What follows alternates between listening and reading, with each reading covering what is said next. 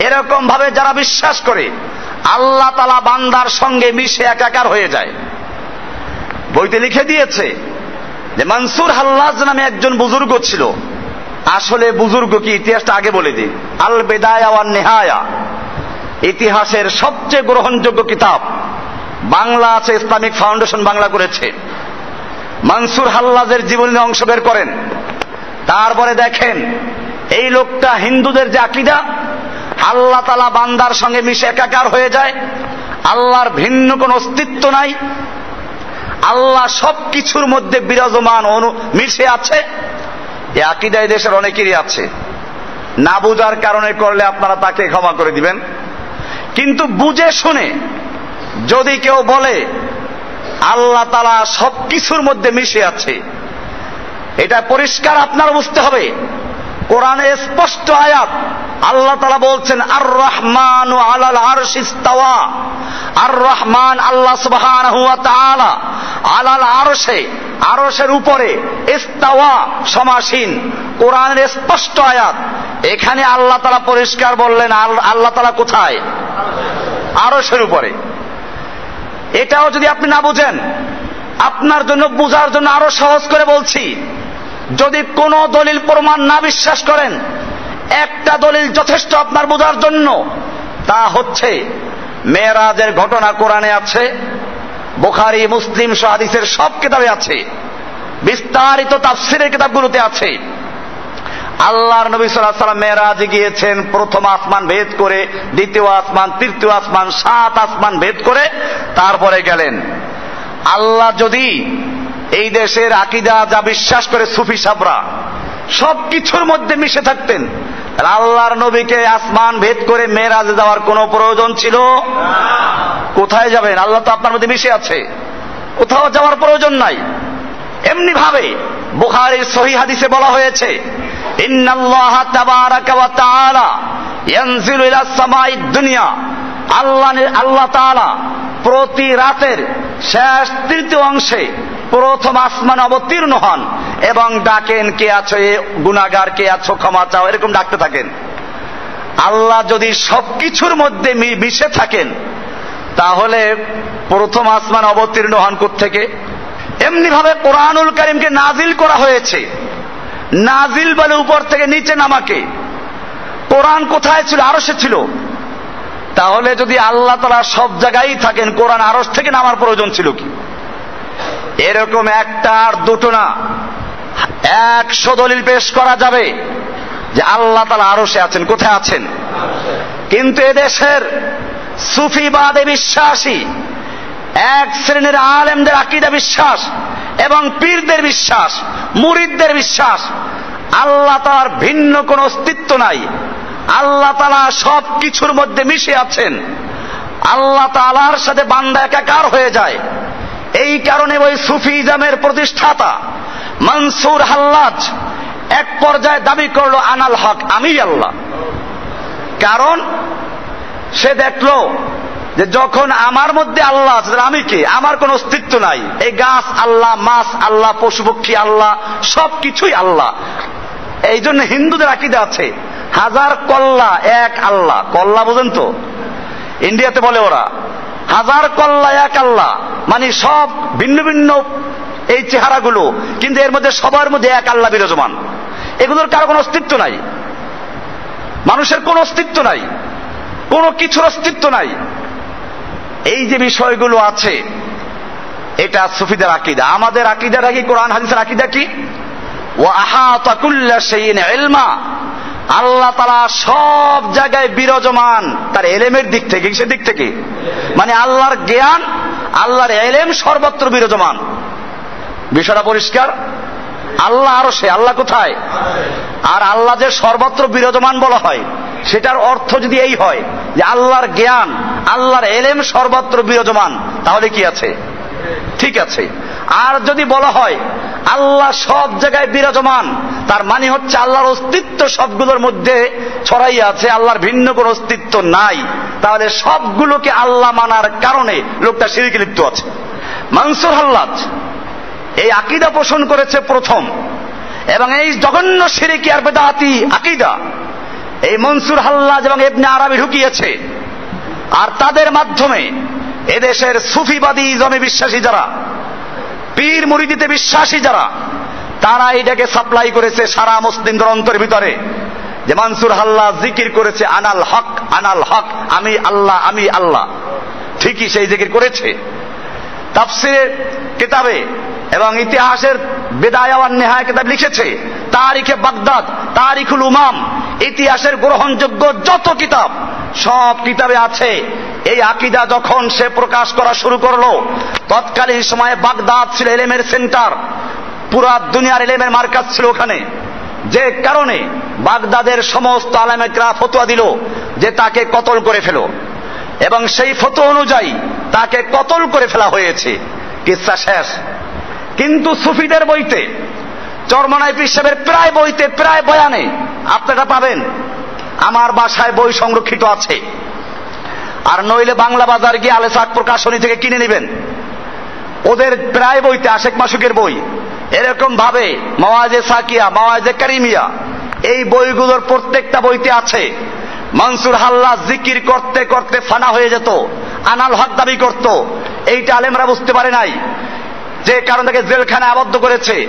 এবং জেলখানায় বাদশাহ একবার সাক্ষাৎ করতে গেলেন, গিয়ে দেখেন জেলখানাও নাই, মনসুর হাল্লাজও নাই, শিকলও নাই, একেবারে পানি থই থই করছে। এরপরে আবার আরেকদিন গেলেন, গিয়ে দেখে জেলখানাও ঠিক আছে, শিকলও পড়ে আছে, কিন্তু মনসুর হাল্লাজ নাই। আরেকদিন গিয়ে দেখে সবই ঠিক আছে। এবারে ধরলো মনসুর হাল্লাজকে, মনসুর এই ব্যাপারটা কি? প্রথম দিন দেখলাম কিছুই নাই, কি হয়েছিল? মনসুর হাল্লাজ উত্তর দিল, যেদিন তুমি দেখেছ এখানে জেলখানা নাই, শিকল নাই, আমি নাই, কিছুই নাই, পানি থই থই করে, ওই দিন স্বয়ং আল্লাহ আমার সঙ্গে দেখা করতে এসেছিলেন, এই জন্য সাগর হয়ে গেছে। আর যেদিন তুমি দেখেছ শিকল পড়ে আছে, জেলখানা পড়ে আছে, আমি নাই, ওদিন আমি নিজে আল্লাহর সঙ্গে সাক্ষাৎ করতে গিয়েছিলাম। ওই বেটা, তুই না আগে বললি আল্লাহ তোর মধ্যে বিরাজমান, তো আল্লাহ তোর সাথে কোত্থেকে সাক্ষাৎ করতে আসলো? সাগর হয়ে গেল। আবার তুই দাবি করলি তোর মধ্যে আল্লাহ আছে, তুই শিকল ফেলাইয়া, জেলখানা ফেলাইয়া কোথায় দেখা করতে গেলি? এই শয়তানি আকীদা, এই বিদআতি আকীদা, ভণ্ড আকীদা, শিরকি আকীদা চরমনাই পীরের বই প্রত্যেকটার মধ্যে আছে। এটা হলো ভালো পীর। আমি চরমনাইয়ের নাম এই জন্য বলছি না যে সবচেয়ে খারাপ এটা, বরং চরমনাইয়ের নাম এই জন্য বলছি যে সবচেয়ে পীরদের মধ্যে ভালো পীর এটা। এইটা দিয়ে অন্যদেরকে বুঝাচ্ছি, এই যদি ভালো পীরের আকীদা হয়, তাহলে যেই পীরেরা দাবি করে সে আল্লাহর সঙ্গে ডাইরেক্ট কথা বলে, যেই পীরেরা দাবি করে আল্লাহর আরশে গিয়ে সে দেখা করে, এই পীরদের আকীদা কত জঘন্য। এইরকম আকীদা পোষণ করে যে পীর আর যেই মুরিদেরা, এদের পিছনে নামাজ পড়া জায়েজ হবে, এই ফতোয়া আবার আমি দিচ্ছি না। এই জন্য আকীদাগত বিষয়টা ক্লিয়ার রাখতে হবে। আকীদা ক্লিয়ার থেকে, আকীদা পরিষ্কার রেখে আল্লাহ তাআলা সর্বত্র বিরাজমান, এর অর্থ যদি এই হয় আল্লাহর ইলম সর্বত্র বিরাজমান, তাহলে ঠিক আছে, কথা পরিষ্কার। আল্লাহ তাআলা আলিমুম বিযাতিস সুদূর, মানুষের অন্তরের মধ্যে যে কল্পনা করে তাও আল্লাহ তাআলা জানেন। আটলান্টিক মহাসাগরের তলদেশে একটা পিঁপড়া যদি হাঁটে, আল্লাহ তাআলা তার আওয়াজ পর্যন্ত শুনেন। অমাবস্যার রাতে যদি কালো পাহাড়ে, কালো পাথরের উপরে একটা পিপিলিকা, কালো পিপিলিকা চলে, আল্লাহ তাআলা তা দেখেন। অর্থাৎ আল্লাহর ইলম, আল্লাহর জ্ঞান, আল্লাহ তাআলা সব কিছু দেখেন এবং শুনেন। এই অর্থে তিনি সর্বত্র বিরাজমান যদি হয়, তাহলে আমাদের কোনো আপত্তি নেই। কিন্তু যদি অর্থে এই হয় আল্লাহ তাআলা অবতারত্বে বিশ্বাসী, হিন্দুরা যেমন বিশ্বাস করে রামের মধ্যে ভগবান স্বয়ং অবতার করেছিলেন, রাম হচ্ছে ভগবানের অবতার, এইরকম বুজুর্গদের মধ্যে আল্লাহ মিশে যায়। এই ভারতীয় অনেক তাফসিরও লিখেছে, তাফসিরে মাজহারি এই দেশের প্রায় সব তাফসির বিভাগে মাদ্রাসায় পড়ানো হয়। ভারতের লেখা তাফসির, এই তাফসিরের ইন্নী আলামু মা লা তা'লামুনের ব্যাখ্যা দিতে গিয়ে লিখেছে ফায়াত্তাহিদু মা আল্লাহি ইত্তিহাদান জাতিয়ান, বান্দা আল্লাহর কাছে অগ্রসর হতে হতে আল্লাহর সাথে মিশতে মিশতে বান্দার আল্লাহর সঙ্গে সত্তাগতভাবে একাকার হয়ে যায়। এইটা ইসলামিক ফাউন্ডেশন থেকে যে তাফসির মাযহারির বাংলা করেছে সেখানে হুবহু এই বাংলাই করেছে। এজন্য আমি বলি তাফসির কিতাব পড়বেন ঠিকই, কিন্তু ভারতীয় তাফসির, বাংলাদেশের লেখা তাফসির, ইন্ডিয়ার লেখা তাফসির, পাকিস্তানের লেখা তাফসির, এইগুলোকে বর্জন করে আল্লাহর নবীর হাদিসের মাধ্যমে তাফসির আছে, তাফসির ইবনে কাসির, ওটা পড়তে পারেন। নতুবা আপনি তাফসির পড়েও গুমরাহ হবেন। তাফসিরের মধ্যে গুমরাহি ছড়ানো হয়েছে।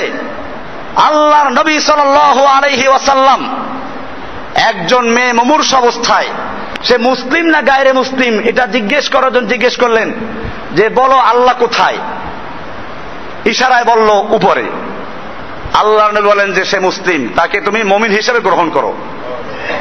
তাহলে পরিষ্কার হয়ে গেল আল্লাহ তাআলা কোথায় আছেন? আরশে। এটা কোথায় আছে?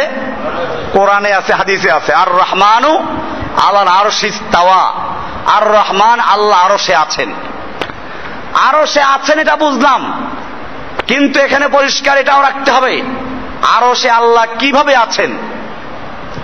আমি যেভাবে একটা চেয়ারে বসে আছি এরকম যদি কল্পনা করেন এটা ভুল। ইমাম মালিক রাহমাতুল্লাহি আলাইহি এই বিষয়টাকে ক্লিয়ার করে দিয়েছেন। ইস্তিওয়াউহু মালুম, আল্লাহ তাআলা আরশে সমাসীন তা আমরা জানলাম কোরআন থেকে। আল্লাহ তাআলা প্রতি রাতে প্রথম আসমান অবতীর্ণ হন, নুজুলুর রব্বে মালুম, আল্লাহ তাআলা নাজিল হন তা আমরা জানি।